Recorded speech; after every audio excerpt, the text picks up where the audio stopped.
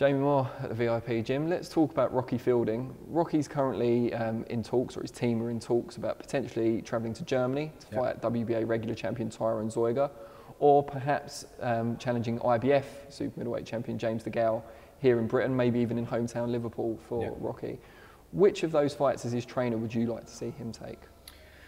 You know, both those fights obviously appealing to Rocky and myself because they're for a world title. I think from a marketing point of view, the DeGale fight's much better because it's two Brits fighting for a world title. It'd be a massive sell in Liverpool because Rocky's a popular figure over there. And as much as I rate James DeGale and his achievements have been fantastic as a professional, I just think that he's had a lot of hard fights, he's got niggling injuries, and you know, it's probably a good time to get him. Not saying that he's finished, but I don't think he's quite the fighter he was, say, a couple of years ago. So Zeuge is a little difficult to sort of appreciate. You know, he does a lot of little subtle things where unless you actually study him, you don't really take note of him. So I think he brings a few difficulties which you might not appreciate until, you know, some people might go in there and box him, and then afterwards you go, I didn't realise he did that. You know, he did that. You have to sort of study him, and you know, he's better than he actually looks to the eye. So he'll bring his own problems, but I'd have no issue whatsoever taking Rocky over there to Germany because, you know, Rocky's a big puncher, and his record doesn't necessarily suggest that he's as big a puncher as I believe he is. So I think that the style, Zeuge's style, would suit Rocky. He likes sort of your typical orthodox fighter with a nice busy jab. He likes to play off that, so I think it'd suit him. I think it's a good fight for him. James DeGale is southpaw, so that brings its own difficulties in that sense. Sparring's a nightmare, but you know, I'm not going to that. But yeah, so I think you could always get back in there. I don't think so. I ain't getting in there sparring Rocky Fielding, I'll tell you straight now. You tried to make him get me on the body belt. I know, I was trying to get you by surprise. No, I had him on earlier, and he's hitting hard. I think he's 30 years old, and he's not had a massively busy career where he's been in a lot of hard fights. He's had the one loss which ended early, which, you know, doesn't put a lot of miles on the clock. So I think he's fresh, a 30-year-old fresh, and he's really coming into his peak now. So he needs that opportunity. You know, Eddie's trying to do stuff, but you know, he's got John Ryder, who he's close with, who he's sort of getting opportunities for, which I understand because he's his friend. But you know, Rocky's been waiting around a long time now, and he's rated highly with all the governing bodies. And I know he is pushing for the fights, and he's trying to make it happen. And fingers crossed. I mean, as I say, out of the two, I wouldn't complain about any of them. But I think from a publicity point of view, I think it'd be a big fight for Britain if he could get the DeGale fight. You mentioned his one defeat, which was obviously the fight with Callum Smith, big Liverpool derby.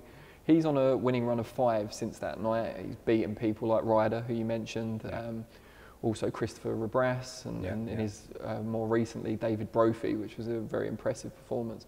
What's behind this run of form for Rocky Wyatt? How has he been able to improve so much? Well, I think those couple of fights after Callum, where he struggled a little bit. He got the wins, but he scraped through, and he was tough rounds. Rabras. Yeah, Rabras, and Rabras is an awkward customer. But I think, you know, he was probably holding on to a few little demons in his head from the Callum Smith fight. It's always difficult coming back from a loss where, you know, it was a big news in Liverpool, and you're under a lot of pressure. So I think mentally it takes a while to come back from that, and I think the Brophy performance was the one where he sort of went, right, that's the Callum Smith fight behind me now. I can sort of close the door on that episode in my career and move forward.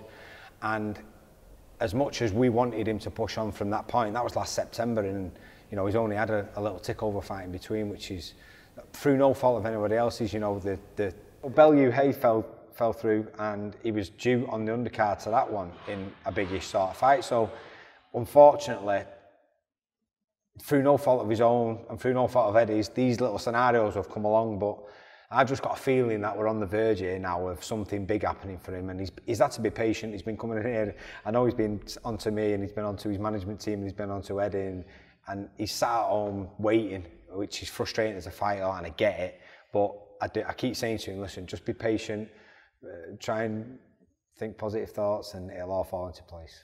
It must be difficult, we were talking about this off camera, in that he's being considered for the Zeuge fight, so is John Ryder.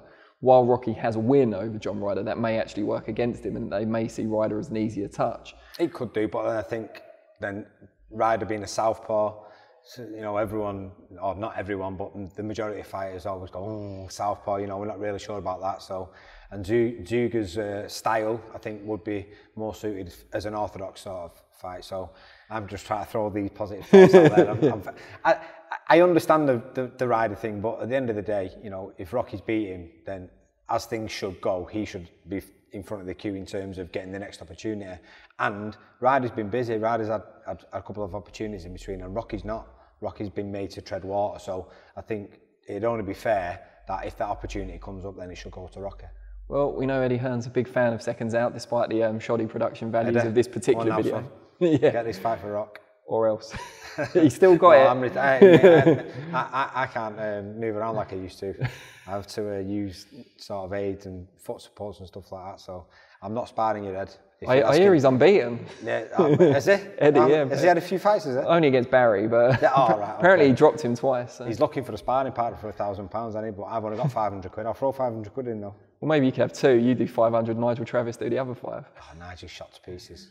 Honestly, shot to pieces. Surely you still have enough in the tank for Eddie. I did a tremendous amount of damage to that man sparring over all them years. I would hate for him to get schooled off Eddie Hearn. On that note.